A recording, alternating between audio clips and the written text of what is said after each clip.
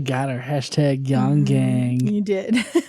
I always get her. She can't even see me right now. I know, but I can her. hear it. I know. And it's been such a dreary, rainy day. It has been. Uh-huh. You know, like it's almost like God hates this month or something. I mean, I don't know why. He gets so many presents. All right. So last time, if you heathens don't remember, Illiphase of the FaZe clan here on YouTube and other social media and the gaming scene did a response video to Job and his bitching. And so today we're going to be looking at Bill's dad. Bill's dad apparently who is of shoes height. I don't know if that's like a shoe on head thing or if that's like he's just a really short guy, like he's as tall as a shoe or something. I don't know. But anyways, he's of shoes height, and Bill's dad is going to be making a response video to Job's incessant bitching that is still continuing. So anyways, Bill's dad tells Job through a response video that God seeks justice, and if he seeks God, then God will make sure that he's well taken care of. He will groom him, if you will. I'm surprised you're not pushing back against me yet. I'm just sitting here looking at you like, the fuck? Bill's dad tells him to do some historical research on what the previous Israelites did and learn from their fuck-ups, because they were many. He reminds him that people who stray from God, nothing works for them whatsoever. I mean, not the slim fast diet, not like those professional seminars. Nothing fucking works for those people because they've strayed away from God. Although I guess God gave up at some point because I'm doing pretty decent here. He reminds, he also reminds him, that everything is in God's hands. So you just don't need to worry your pretty little head about it, okay? Because all you gotta do is search for God, suck his dick, and you'll be fine. No. No? I mean, I'm not going to do that. Okay, good. I'd rather you not. Job's misery will be avenged, Bill's dad reminds him. So it's a very heartfelt message, you know, that he sends. Job then responds to Bill's dad's response. And he says that he knows all of this already, motherfucker. Job was not pleased with getting all this criticism and everything. Job is never pleased. No, he's not. No wonder why God picked. God then talks to the sun and turns the sun off with his words. So basically what God did here is he installed a clapper or like either a Google Home or Amazon Alexa or something. Anyways, he installed the sun with some smart home technology so he could just turn it off with his voice. Job just really doesn't argue against God whatsoever. He doesn't really have an argument against him. Job knows that he can only plead for mercy from God, and that's really his only option at this point, because everything is in God's hands and God is choosing to do all of this to him, and he knows this. He doesn't blame the devil. He doesn't blame anybody else, because he knows that the only person that can control this shit is God. Just trying to drive that point home to the people that automatically want to pin all the bad shit on Satan. God, knowing all this though, God still doesn't take Job's phone call. He just immediately sends it to voicemail. Also, another thing that Job lets everybody know is that being good doesn't prevent God from fucking you up, because God will fuck you up even if you do everything correct. Even if you suck his dick and fondle his balls at the same time. Doesn't matter. Job also says that his suffering will continue and that he dreads this future of just eternal suffering. And nobody fucking cares. Like, Job, I guess, is withering in the streets, or writhing, I think is the word I was looking for, writhing in the streets, just being all emo and shit, singing that song, Cut My Life Into Pieces, This Is My Last Resort. I mean, he's singing that in the middle of town, just, cut my life into pieces. And nobody fucking cares about it. They're just like, God damn it, Job, get a job. And when he gets done singing his emo songs, he yells to the sky, "What did I fucking do to you?" And he asks God if torturing him pleases God. Like, is that a pleasing thing for you to do, God, to torture me for the rest of my life? I mean, I feel like God enjoys that. Kind of seems like it, doesn't it? I mean, based on everything that we've read in the Bible so far. It seems that way, huh? Yeah. Job Job then also screams in the air, "Should a creator destroy what he creates, dumbass?" He doesn't say the dumbass part, but it's kind of implied. And then finally he asks, "Why was I even born? Am I gonna die soon? Please let me die soon." And that's the end of the Bible study today. I mean, that's the end of your summary for today. Yeah. I think the main takeaway is God doesn't give a shit about what good shit you do. He will still fuck you up. That's the moral of this entire story. I mean, Yep. yeah. Uh-huh. That was perfectly in sync. Not even. Nope.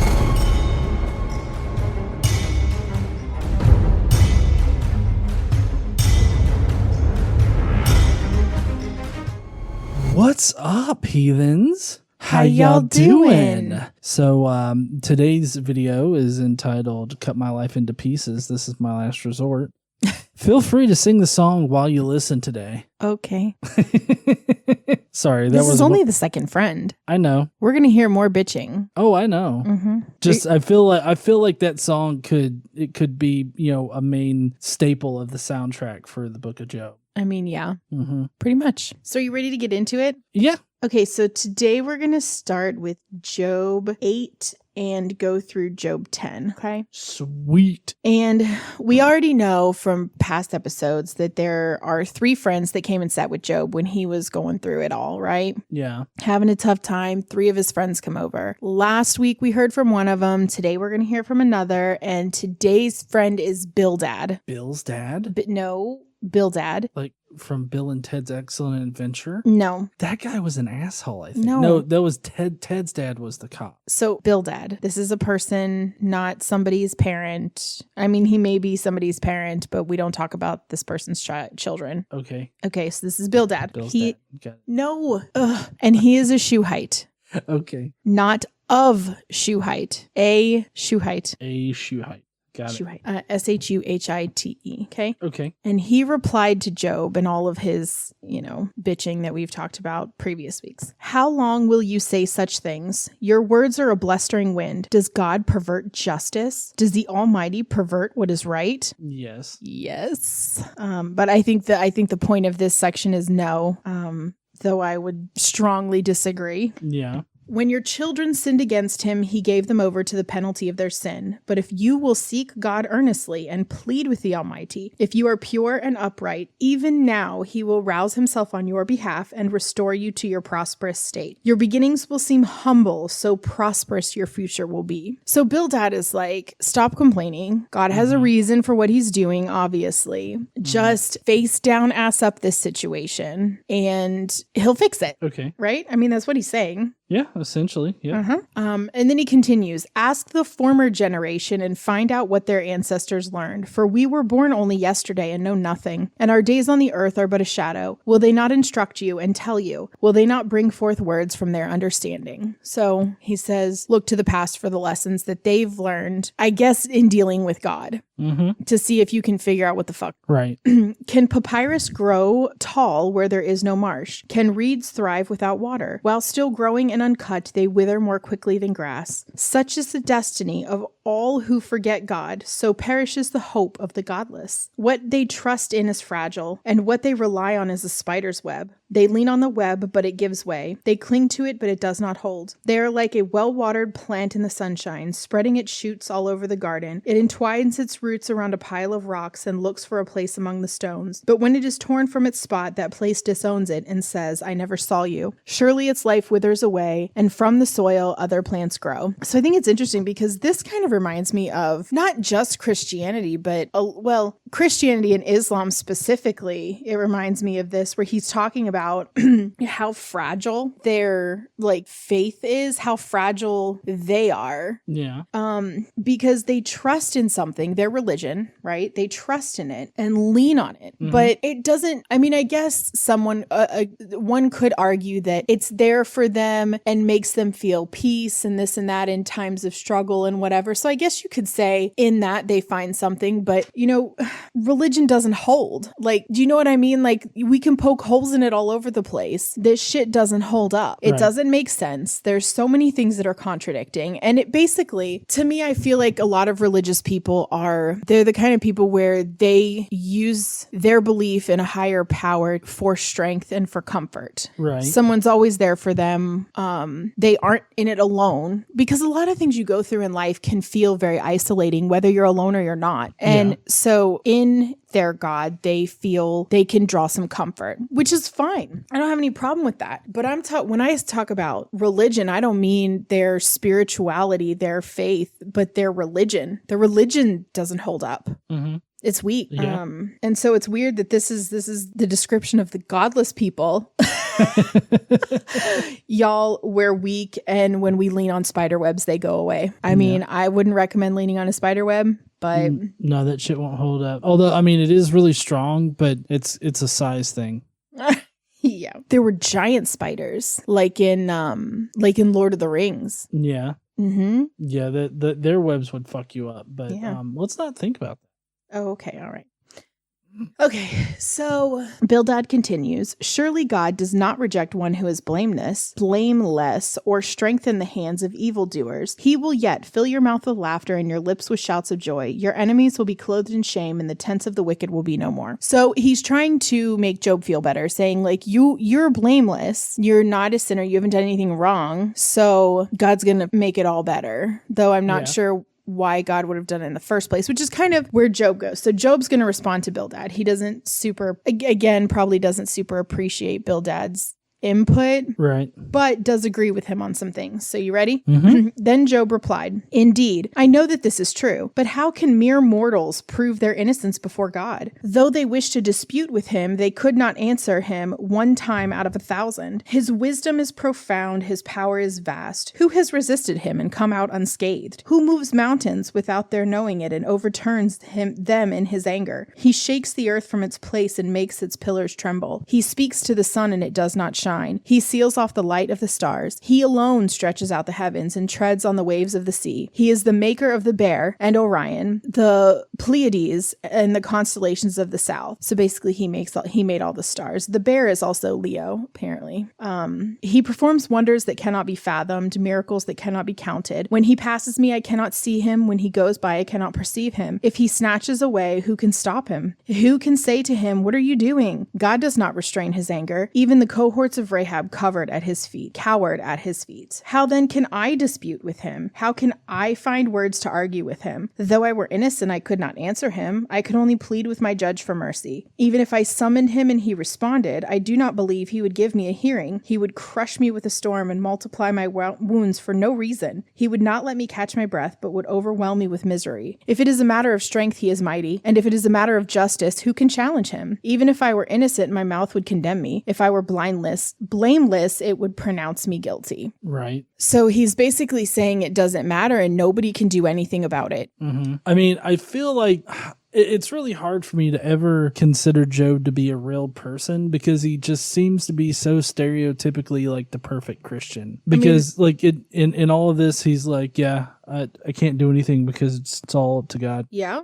And it's like God's not going to answer my call. I mean, if God wants to do this, he's just going to fucking do it. And he's basically saying, essentially praying to him isn't going to do any good, right? Right. Asking him to do something different, inquiring, isn't going to help. No, because God don't give a fuck. And if he questions God, God will just make it worse. He's gonna get fucked up. So, he's pretty miserable. He continues, although I am blameless, I have no concern for myself. I despise my own life, which he didn't before all this suffering, right? Right. It is all the same, and that is why I say he destroys both the blameless and the wicked. When a scourge brings sudden death, he mocks the despair of the innocent. When a land falls into the hands of the wicked, he blindfolds its judges. If it is not he, then who is it? So basically, Satan. Satan. But because of a bet that they made, you know what I mean? Yeah. And I get Job's frustration here because he's like, he says, I'm innocent, I haven't done anything, which is true in the story. He hasn't done anything to earn this.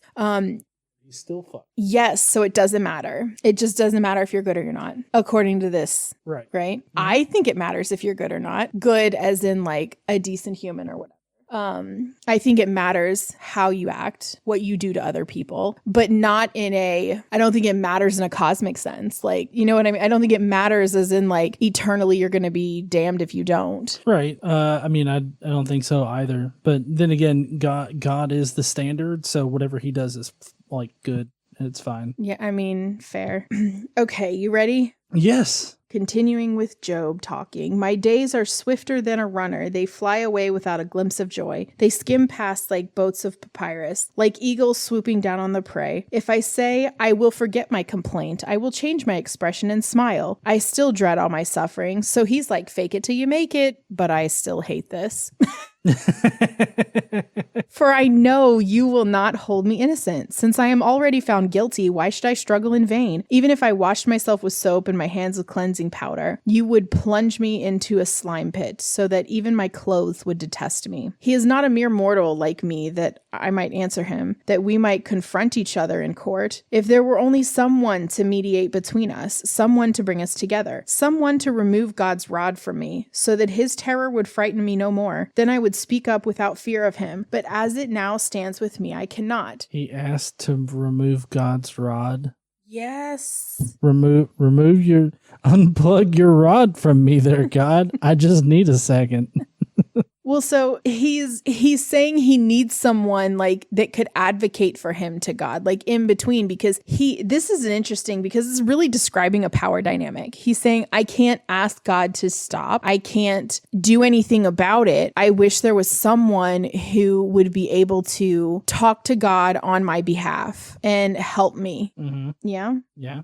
So he's describing this very unhealthy power dynamic. Seems very toxic. Yeah, it is. He says, I loathe my very life. Therefore, I will give free rein to my complaint and speak out in the bitterness of my soul. I say to God, do not declare me guilty, but tell me what charges you have against me. Does it please you to oppress me and spurn the work of your hands while you smile on the plans of the wicked? Do you have eyes of flesh? Do you see as a mortal sees? Are your days like those of a mortal, or your years like those of a strong man, that you must search out my faults and probe after my sin, though you know I am not guilty, and that no one can rescue me from your hand? Probe my sin, God.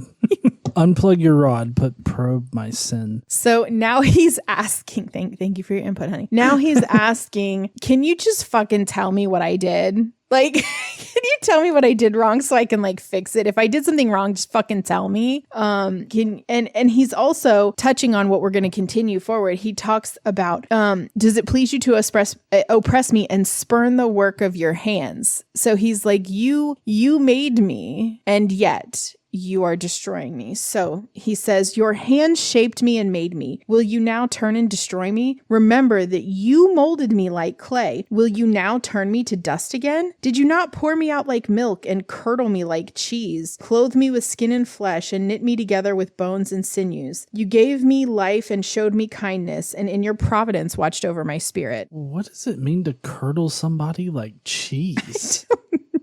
Where's this motherfucker from? Wisconsin? I mean, I guess it maybe if you're a Mormon. I don't know.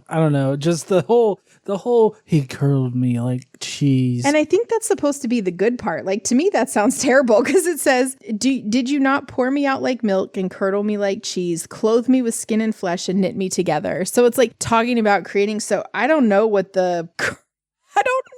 that's supposed to describe. Curdle me like cheese just sounds dirty, I'm saying. I don't. It sounds awful is what it sounds. It just doesn't sound good. Nope, I agree. Does not sound good or healthy. Mm-hmm. Okay, so he says, but this is what you concealed in your heart, and I know that this was in your mind. If I sinned, you would be watching me and would not let my offense go unpunished. If I am guilty, woe to me. Even if I am innocent, I can't lift my head, for I am full of shame and drowned in my affliction. If I hold my head high, you stalk me like a lion and again display your awesome power against me. You bring new witnesses against me and increase your anger towards me. Your forces come against me wave upon wave. So just more complaining. He knows that if he does bad shit, God's gonna fuck him up. So he does not do bad shit. So God won't fuck him up, but God still fucks him up. Yeah, this this just sounds like a very fucked up relationship. Yeah. Well, yeah. And so then he asks, why did you bring me out of the womb? I wish I had died before an eye saw me. If only I had never come into being or had been carried straight from the womb to the grave. Are not my few days almost over? Turn away from me so I can have a moment's joy before I go to the place of no return, to the land of gloom and utter darkness, and to the land of deepest night, of utter darkness and disorder, where even light is like darkness. Anyway, that's all the bitching I could take for today. Yeah. I couldn't agree more that that's enough bitching and emoing for today. I don't know why anybody would. I can understand why God would want to put his ass on silent, like as far as his phone. I wouldn't want to hear that. Well, I mean, maybe God should just fucking stop. I mean, I realize it's God allowing Satan to do whatever, but God could stop this. Job has not earned this suffering. No, because God has to win the bet. God it's just always a sick wins. Game. Yeah. And it's twisted. Definitely is. But it's God. Yeah. And you know what they say, honey? God is good all the time. And all the time God is good. There you go. Problem Except solved. for right now. Right now, God's kind of a dick. Yeah, he is. But, you just got to hand wave it away. Just look over here. Don't pay attention to God's shitty attitude over here. Just look over here at all the good shit. All right. So next episode, we are going to hear Zophar, third friend, and his insight, what he thinks should, how. His advice about God's wisdom and how he recognizes Job's suffering, tries to encourage him, tell him his troubles will pass. And Job says, this is true, but God permits suffering because he has control over everything and he needs answers from God because man's answers are inadequate. Of course they are. He gets a little more confidence in questioning. He wants to know what merits this. So kind of some of the same stuff we've already went over. We go through it with the third friend. We talk about how life is limited. And the only hope for life at all is resurrection. Oh. Mm-hmm. What? Yeah, we're going to talk about some resurrection. In the meantime, he has sad. He has the sad still? Yes. In the meantime, he has the sad. Big sads. All right. Well, if you guys want to hear from Adam Sandler's Zohan next week about Job's Behar? Zophar. Whatever. If you want to hear about how the third guy, probably Adam Sandler, has or feels about Job's bitching, then you'll have to tune in next week. Until then, I hope that you guys have a lovely day. Why don't you smash that like button because that helps us out here, and leave us a comment. That also helps in the algorithm so that people are hounded by all the videos we produce. And make sure you subscribe if you like this kind of content. Don't forget to stand up and use your voice. Bye, heathens. Bye, y'all.